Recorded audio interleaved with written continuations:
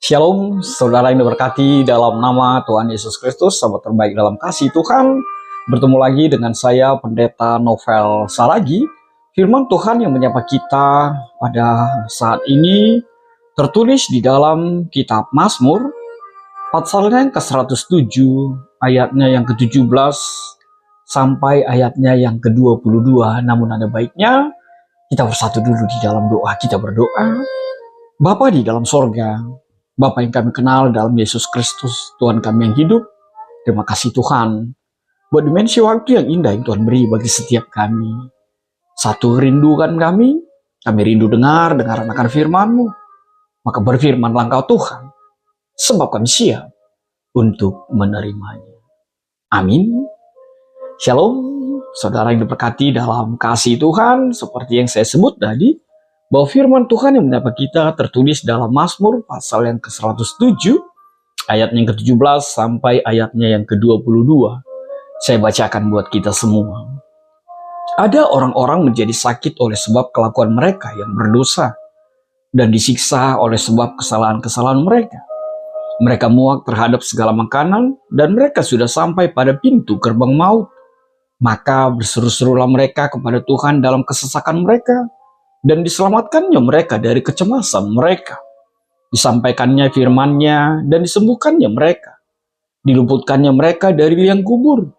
Biarlah mereka bersyukur kepada Tuhan karena kasih setia-Nya, karena perbuatan-perbuatannya yang ajaib terhadap anak-anak manusia. Biarlah mereka mempersembahkan korban syukur dan menceritakan pekerjaan-pekerjaannya dengan sorak-sorai. Demikian firman Tuhan dengan tema, Yesus harus makin besar, tetapi aku harus makin kecil. Saudara yang diberkati dalam kasih Tuhan, sahabat terbaik dalam kasih Tuhan Yesus. Memang orang yang mau mengakui kesalahan, itu sangat susah, sangat sulit sekali untuk dicari dalam kehidupan ini.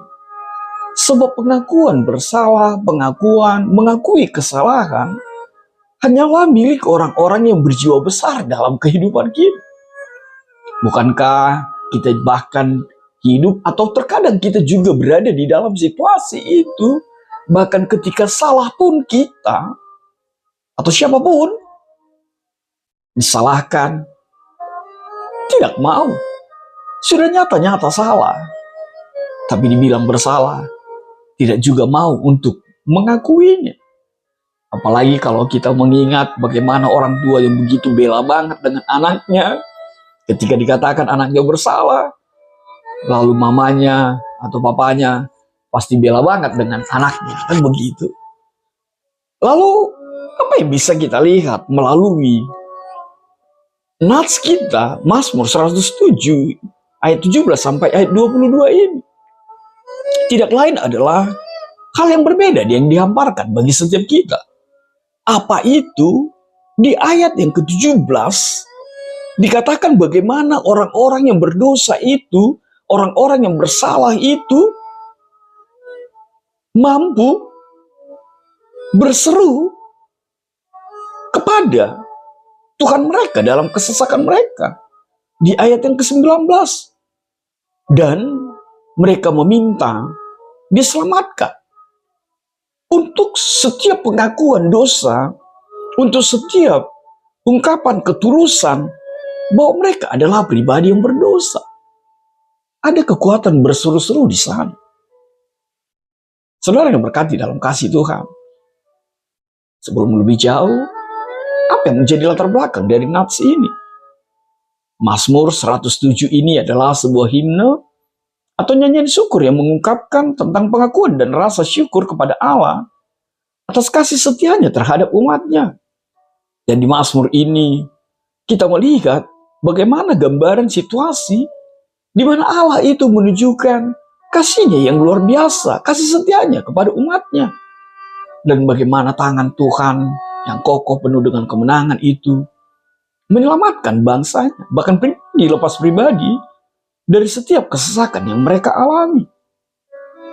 Saudaraku dalam kasih Tuhan, sahabat terbaik dalam kasih Tuhan Yesus. Di sini kita melihat kitab Mazmur ini menyoroti peran kasih setia Allah yang selalu mendengarkan setiap seruan umatnya. Umatnya yang berseru-seru dalam kesesakan, dan Tuhan menjawab dengan memberikan penyelamatan kepada setiap mereka. Saudaraku, sahabat terbaik di dalam kasih Tuhan, apa yang menjadi poin penting melalui nats ini?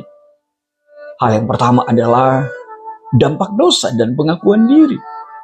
Mazmur ingin menggambarkan konsekuensi negatif dari setiap dosa dan kelalaian diri yang membuat seseorang itu berada di dalam kesesakan dan penderitaan. Maka pemazmur ingin menegaskan bahwa dosa itu akan menggerogoti setiap kita ketika kita tetap menjadi pelaku di dalam keperdosaan itu. Hal yang kedua, poin pentingnya tidak lain adalah seruan kepada Allah dalam kesulitan. Pemazmur menekankan pentingnya berseru-seru kepada Tuhan dalam waktu kesesakan. Sebab di sanalah ada ungkapan kerendahan hati dan pengakuan akan siapa dirinya dan ketergantungan kepada Allah. Poin penting yang ketiga tidak lain adalah terlihat nyata kasih setia Allah itu yang selalu dengar-dengar akan setiap seruan. Bahkan tidak hanya mendengar tapi juga menyembuhkan, membebaskan, dan melepaskan dari setiap penderitaan pergumulan. Dan di sana kita melihat kemurahan Allah yang begitu luar biasa kepada bangsa, kepada setiap orang yang menjadi pilihannya. Lalu yang terakhir, tanggapan terhadap keselamatan. Orang-orang yang diselamatkan dihimbau untuk bersyukur dan memuji Allah. Berikanlah korban syukurmu, bernyanyilah, bersukacitalah, sebagai ungkapan terima kasih atas kasih setia Allah yang selalu terjadi di dalam kehidupan setiap kita. Saudara yang diberkati dalam kasih Tuhan, lalu apa menjadi kaitan tema? Ketika tema kita pada saat ini mengatakan Yesus harus makin besar, tetapi aku harus makin kecil. Kaitan temanya tidak lain adalah yang pertama, milikilah kerendahan hati dan pengakuan diri. Kerendahan hati mengatakan bahwa aku kecil, aku tidak berarti, aku tidak siapa-siapa. Kalau bukan karena Yesus yang besar, yang luar biasa itu memilihku, menangkapku, menjadikanku menjadi seperti apa yang Dia mau dalam kehidupan kita. Itu artinya biarlah kerendahan hati kita memahami siapa diri kita, sebuah ungkapan bahwa hidup kita hanya tergantung kepada Allah yang besar itu. Sebab kita hanya kecil, kita hanya debu. Yang kedua, seruan kepada Yesus dalam kesulitan. Tema kita Yesus harus makin besar tidak lain adalah mengungkapkan, menyadarkan kita bahwa benarlah Yesus yang besar itu, yang kuasa itu, yang maha agung itu akan memampukan kita dibimbing menjalani hari-hari kehidupan kita, bahkan diselamatkan dari setiap kesulitan yang kita alami dalam kehidupan kita. Hal yang ketiga kaitan tema adalah adanya penyembuhan dan pembebasan oleh Yesus. Seperti Tuhan yang menyembuhkan, Yesus yang membebaskan. Seperti apa yang kita baca di malam Mazmur 107, Yesus Kristus yang besar itu juga, yang hebat itu, akan menyembuhkan dan memerdekakan kita dari dampak dosa. Mengingatkan kita bahwa hanya melalui Yesus kita mendapatkan penyelamatan dan pembebasan. Yang terakhir, bersyukur dan memuliakan Yesus. Orang-orang yang diselamatkan di dalam Mazmur 107 yang kita baca tadi diharapkan untuk bersyukur dan memuji Tuhan. Dan itu harusnya menjadi bagian dari kehidupan kita. Akuilah kebesaran dan kemuliaan Yesus dalam hidup kita. Matikan egomu. Dan biarkanlah hidupmu hanya untuk puji hormat kemuliaan bagi Tuhan. Saudara yang diberkati dalam kasih Tuhan, sahabat terbaik dalam kasih Tuhan Yesus Kristus, lalu apa yang menjadi refleksi bagi kita? Refleksi yang pertama adalah pengakuan dan kerendahan hati. Pentingnya pengakuan dosa dan kerendahan hati di hadapan Allah. Renungkanlah apakah ada atau masih ada kerendahan hatimu untuk mengakui kelemahan dan dosa-dosamu kepada Allah.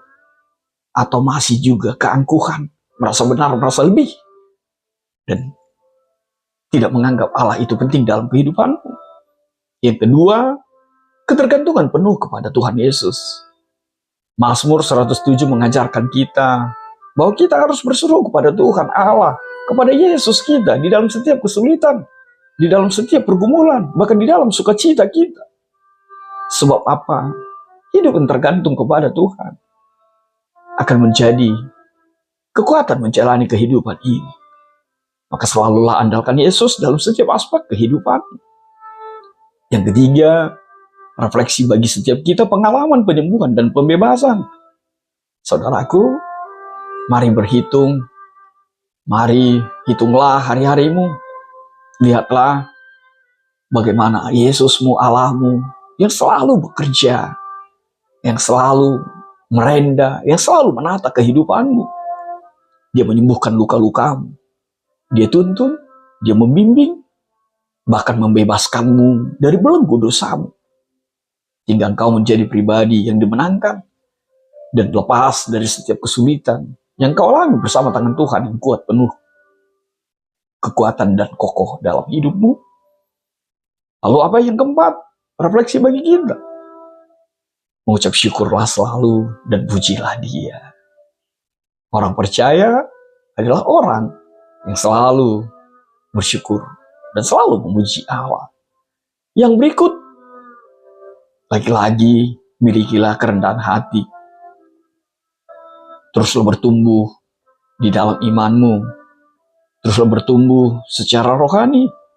Rendahkanlah dirimu dan mulakanlah Yesus. Sebab hanya Yesus yang menguasai kehidupan dan perjalanan hari-harimu. Yang terakhir, milikilah komitmen untuk berseru dan mengandalkan Allah. Ingatlah firman Tuhan yang mengatakan bahwa telinga Tuhan selalu disandengkan kepada setiap orang yang berseru-seru kepadanya. Maka berserulah kepada Yesusmu dan andalkan Tuhan. Jangan andalkan dunia ini. Jangan berseru kepada dunia ini. Anda akan kecewa. Tapi di dalam Yesus, Anda akan dibebaskan, Anda akan dimenangkan, Anda akan diselamatkan. Tuhan memberkatimu. Amin. Kita bersatu dalam doa. Bapa di dalam sorga, terima kasih Tuhan buat kebenaran firman-Mu. Biarlah firman-Mu menjadi kuat kami untuk lebih lagi mengenal diri kami seutuhnya di hadapan Tuhan dalam kasih-Mu. Yang berdoa dan ucap syukur. Amin.